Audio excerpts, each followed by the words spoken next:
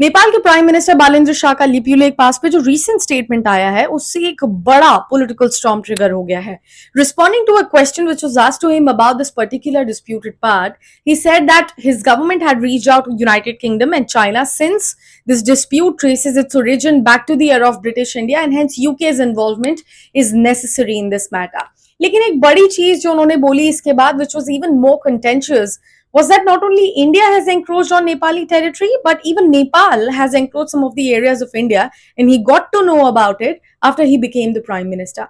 India has called these claims untenable, one-sided and unjustified. लेकिन लिप्यू lake border dispute एक बार फिर से गर्मा गया है. रीसेंट ट्रिगर ये है कि इंडिया और चाइना ने हाल ही में 2026 की कैलाश मानसरोवर यात्रा अनाउंस की है जो जून से अगस्त के बीच इसी लिप्यू लेक पास से होकर जाएगी. There is another route in Sikkim to.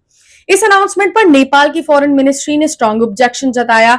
Nepal का करंट स्टैंड बिल्कुल क्लियर है कि उनका कहना यह है कि लिप्यू लेक, लिम्पियादुरा और काला पानी उनकी सॉवरेन टेरिटरी है. नेपाल ने इंडिया और चाइना दोनों को फॉर्मल डिप्लोमेटिक नोटिस भेजकर कहा कि उनसे बिना कंसल्ट के इस रूट पर किसी भी तरीके की एक्टिविटी नहीं होनी चाहिए. लेकिन बात करते हैं कि ये डिस्प्यूट आखिर शुरू कहां से हुआ. इसका पूरा सीन 1816 की ट्रीटी ऑफ सुगौली से जुड़ा हुआ है जो ब्रिटिश ईस्ट इंडिया कंपनी और किंगडम ऑफ नेपाल के बीच साइन हुआ था.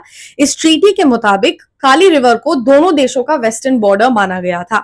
तो ये पास इतना इंपॉर्टेंट क्यों है? पहला रीजन तो ये है of course strategic and defence sector से देखा जाए ये पास एक ट्राई जंक्शन पर बैठा है जहां इंडिया, नेपाल और चाइना मिलते हैं जो इंडिया के सिक्योरिटी के लिए सुपर क्रिटिकल है. दूसरा रीजन है पिलग्रिमेज एंड ट्रेड. ये कैलाश मानसरोवर यात्रा का सबसे छोटा और पुराना रूट है. इंडिया इस रीजन को 1962 के वॉर के बाद से एडमिनिस्टर कर रहा है. नेपाल के प्रोटेस्ट पर इंडिया के एमईए स्पोक्स पर्सन रद्दी जायसवाल ने कहा है कि इंडिया का स्टैंड कंसिस्टेंट और क्लियर है. उन्होंने बताया कि लिप्यू लेक एक लॉन्ग स्टैंडिंग पिलग्रिमेज रूट है जहां 1954 से यात्रा हो रही है, इसलिए नेपाल के क्लेम्स अनटेनेबल और अनजस्टिफाइड है. Like I said before, India ने कहा है कि हम हमेशा क्लोज रिलेशंस के साथ डायलॉग के लिए रेडी हैं.